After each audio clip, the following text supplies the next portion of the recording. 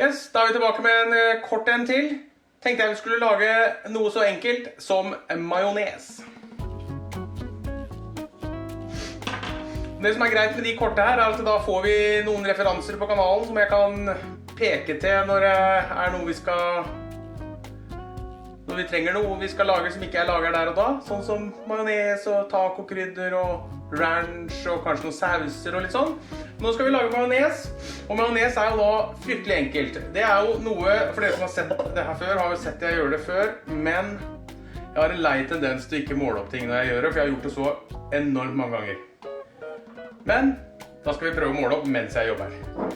Det er i hvert fall et egg.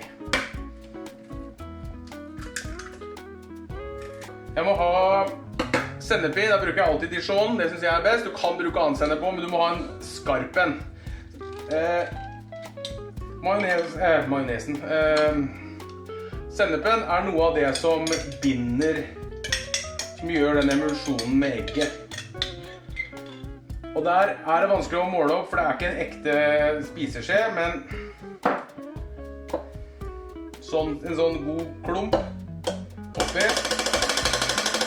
Så kommer jo problemet da. Worcestersaus. Da skal jeg prøve å måle det oppi noe for å se hvor mye jeg pleier å bruke. Ja, en liten spiseskje.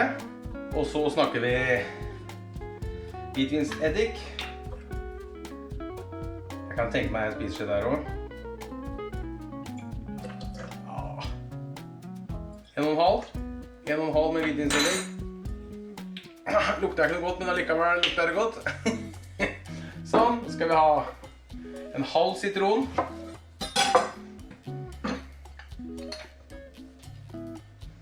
Så vet jeg at, ja, en halv sitron, vi orker ikke å måle opp den. En halv sitron.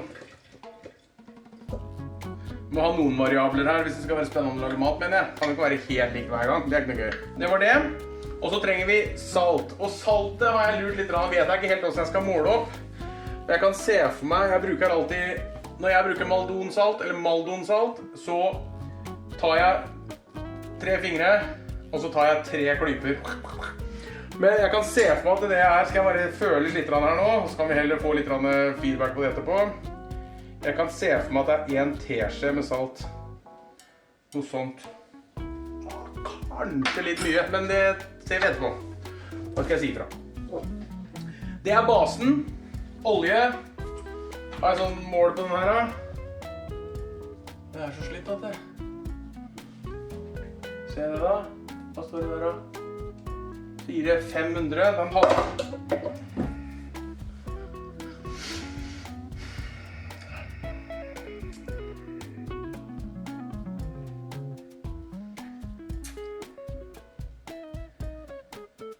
Ja, da vil jeg bare lage en gang til, den tenker jeg.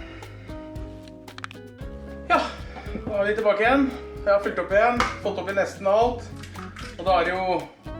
Altså, jeg har ikke fått opp i det samme. Jeg har ikke fått opp i det samme. Jeg har tatt opp i på nytt.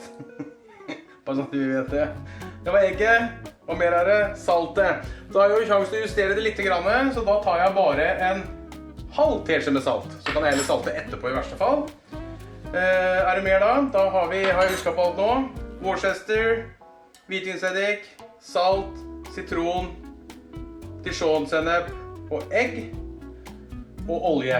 Og da skal vi begynne der vi slapp sist. Jeg prøver ikke å slippe den igjen da. Slipper jeg nå. Vi holder med 2 hender. For da er det opp til 500-400. Da jeg fyller den opp nå, og så fyller jeg den til ca. 500 i tillegg. Så det til sammen blir 500, ca. 400 desiliter da.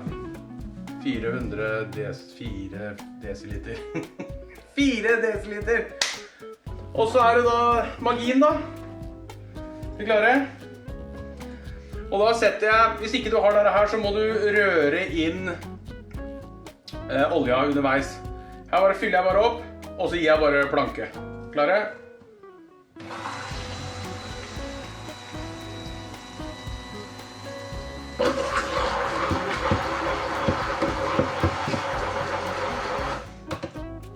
Den er litt grann tynn. Hvis det blir litt tynn, så er det bare litt mer olje. Tro det eller ei. Sånn, litt mer olje. Kjøre på igjen. Sånn er tilfellet med en gang. hårfin balanse der. Skal jeg smake på den? Det er perfekt med salt. Halv teskje med salt.